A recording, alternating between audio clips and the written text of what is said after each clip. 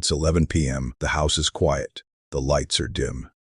You are sitting on the edge of your bed, or perhaps you're at the kitchen table with a single lamp on. You're looking at a screen. Maybe it's a bank balance. Maybe it's an investment portfolio. Or maybe it's a post on social media, a picture of a friend or a stranger, standing in front of a house you can't afford, holding a drink you can't pronounce. In that silence, there's a narrative playing in your head. It's a loud, aggressive voice. It tells you that you are behind. It tells you that if you were just smarter, if you had just bought that one stock 3 years ago, if you had just worked a little harder, you wouldn't feel this knot in your stomach. We treat money like it's physics. We treat it like a math problem with a single right answer. We assume that if we memorize the formulas, interest rates, valuations, price-to-earnings ratios, we will solve the equation of our lives. But money isn't physics. It doesn't follow the laws of gravity. It follows the laws of emotion. The spreadsheet doesn't tell you how you'll sleep at night when the market drops 30%. The calculator doesn't account for the envy you feel at your neighbor's new car. The textbook doesn't measure the psychological weight of never enough. We are trying to solve a psychological problem with a calculator, and that is why we feel lost. We need to rewrite the way we look at wealth. We need to step away from the numbers on the page and look at the human in the mirror. This brings us to the insights of Morgan Housel and his profound exploration of our financial behavior, the psychology of money. This is not a book about how to pick stocks. It is not a guide to retiring at 40. It is a map of the human mind. It explains why smart people do stupid things with money, and why ordinary people can build extraordinary wealth. Housel proposes a radical shift in perspective. He argues that doing well with money has a little to do with how smart you are, and a lot to do with how you behave. And behavior is hard to teach, even to really smart people. We tend to think of finance as a hard skill, like engineering. In engineering, there are rules. If a bridge is built correctly, it stands. If the math is right, the structure holds. But finance is a soft skill. It's not about the bridge, it's about the water flowing under it. The unpredictable, messy, chaotic currents of human history, fear, greed, and luck. So, let's walk through the fog. Let's dismantle the myths we tell ourselves about wealth, one by one, and see if we can find a clearer path. We have to begin with the most uncomfortable truth of all. It is the ghost in the room that no successful person likes to talk about. It is the concept of luck and risk. Imagine a spectrum. On the far left, you have pure skill. On the far right, you have pure luck. We like to believe that financial success sits firmly on the left. We tell ourselves stories about self-made men and women. We look at a billionaire and say, they worked harder than everyone else. They had a vision. And when we look at someone who went broke, we say, they were lazy. They made bad choices. This makes us feel safe. It gives us the illusion of control. It implies that if we just do the right things, we are guaranteed the right outcome. But that is a lie. Let's look at a story that Morgan Housel tells, a story about two boys who went to the same school at the same time. The school was Lakeside School in Seattle. The year was 1968. This wasn't just any school. Through a series of bizarre, one-in-a-million events, this high school had a computer, a teletype Model 33. At that time, in 1968, almost no high schools had computers. Even most colleges didn't have computers like this. One of the boys who attended Lakeside was named Bill Gates. Bill Gates was brilliant, yes, but he was also incredibly lucky to be at the one high school in the world that gave him access to a computer when he was 13 years old. Gates himself has said, if there had been no Lakeside, there would have been no Microsoft. The math is staggering. In 1968, there were roughly 303 million high school-age people in the world. About 18 million of them lived in the United States. About 270,000 of them lived in Washington state. A little over 100,000 lived in Seattle. And only about 300 attended Lakeside. Bill Gates was one of them. That is the definition of luck. But there was another boy. His name was Kent Evans. You have probably never heard of him. Kent was Bill Gates's best friend. They were inseparable. According to Gates, Kent was the smartest kid in the class, even smarter than Bill. They shared the same vision. They dreamed of becoming CEOs together. They planned their futures while staring at that teletype machine. Kent had the same skill, the same drive, and the same access to the computer. But Kent Evans never became a CEO. He never finished high school. Before he graduated, Kent went mountain climbing. He slipped, he fell, and he died. The odds of a high school student dying in a mountaineering accident are roughly 1 in a million. Do you see the symmetry? Bill Gates experienced a 1 in a million lucky break by getting into Lakeside. Kent Evans experienced a 1 in a million tragic risk by falling from a mountain. Same potential, same drive. Two very different forces of the universe intervened. This is the lesson we struggle to accept. Luck and risk are siblings. They are the same force, just moving in different directions. They are both the reality that outcomes in life are guided by forces other than individual effort. The world is too complex to allow 100% of your actions to dictate 100% of your outcomes. So, how do we apply this? How do we live with this terrifying knowledge? We have to become gentler. When you look at someone who is incredibly wealthy, realize that you are seeing the result of hard work, yes, but also a specific set of fortunate circumstances. Do not worship them as gods, and more importantly, when you look at yourself, when you stumble, when an investment goes to zero, when a business fails, you must forgive yourself. If you acknowledge that luck played a role in your successes, you must also acknowledge that risk played a role in your failures. Stop judging yourself solely on the outcome. You can make a terrible decision and get lucky, and you can make a brilliant decision and get wrecked by risk. Focus on the process. Focus on what you can control, and realize that the line between bold visionary and foolish gambler is often just a matter of which way the wind blew on a Tuesday morning. Once you make peace with the roll of luck, you face a new problem, a much more dangerous one. Let's assume you get the money. You work hard, luck is on your side, and you build wealth. Now you enter the phase where most people fail. There is a massive difference between getting wealthy and staying wealthy. We use the same word for both, rich. But the skills required to get rich are completely different from the skills required to stay rich. Getting money requires taking risks. It requires being optimistic. It requires putting yourself out there and swinging for the fences. It's an offensive sport. But keeping money? That is a defensive sport. Keeping money requires the opposite of risk-taking. It requires humility. It requires a healthy dose of paranoia. It requires you to look at everything you've built and accept that it could all be taken away from you tomorrow. There is a story from the greatest financial crash in history, 1929. In the Roaring Twenties, there was a man named Jesse Livermore. He was one of the greatest stock traders of his day. He was a giant. In 1929, the market crashed. It wiped out entire fortunes in a single afternoon. People were jumping out of windows. Wall Street was a graveyard of ambition. But Jesse Livermore? He had bet against the market. He had shorted it. When everyone else lost everything, Jesse Livermore made the equivalent of $3 billion in one day. He came home to his wife, who was weeping. Terrified they were destitute, he told her, "No, darling, we are not ruined. This has been the best trading day of my life." He was a genius. He had conquered the market. He had gotten wealthy on a scale almost no one could comprehend. But remember the rule. Getting it and keeping it are different skills. Livermore was addicted to the risk. He was addicted to the big swing. Over the next 4 years, brimming with overconfidence, he kept placing bigger and bigger bets.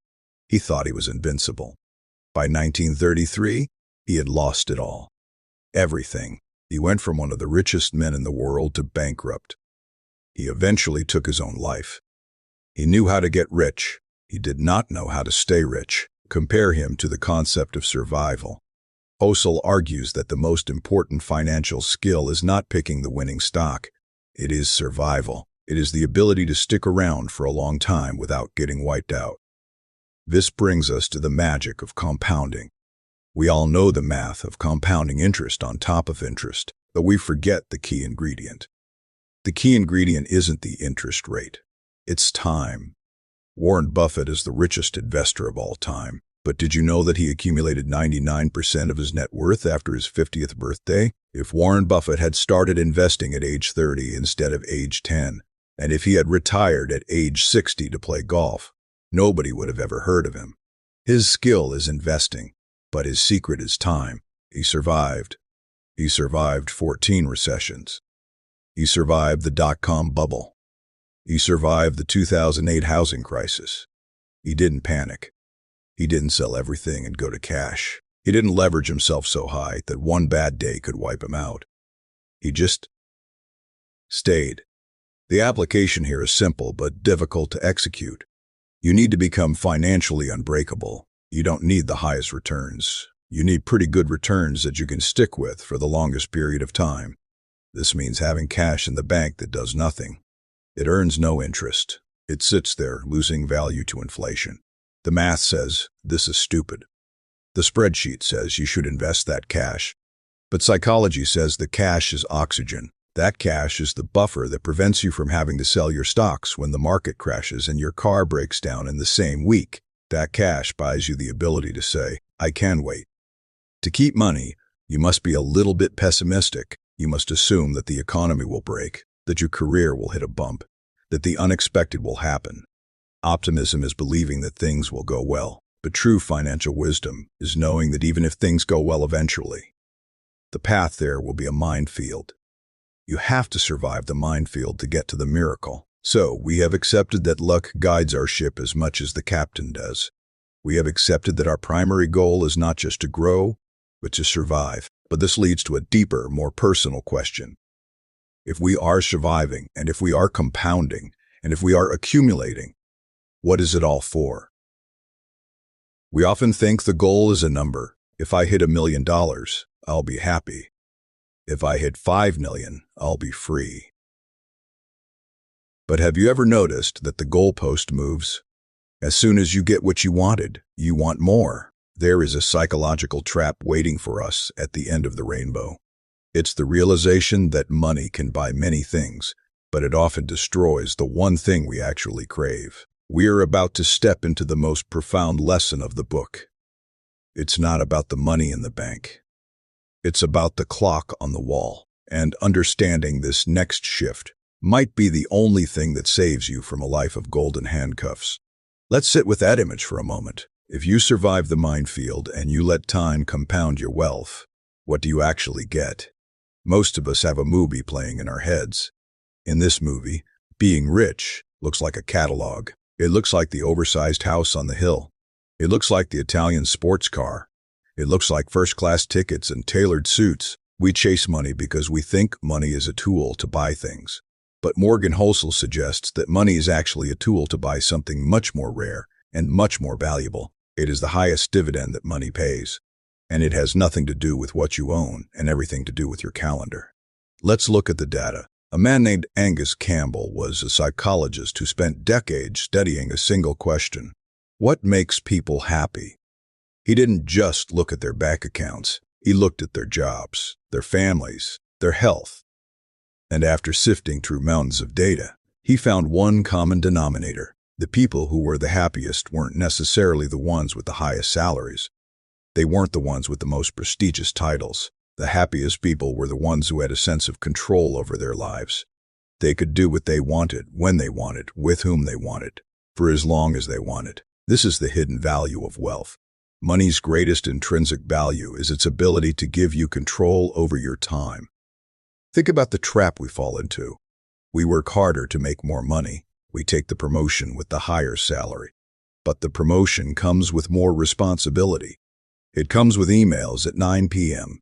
It comes with missed birthdays. It comes with a mental tether to the office that never truly breaks.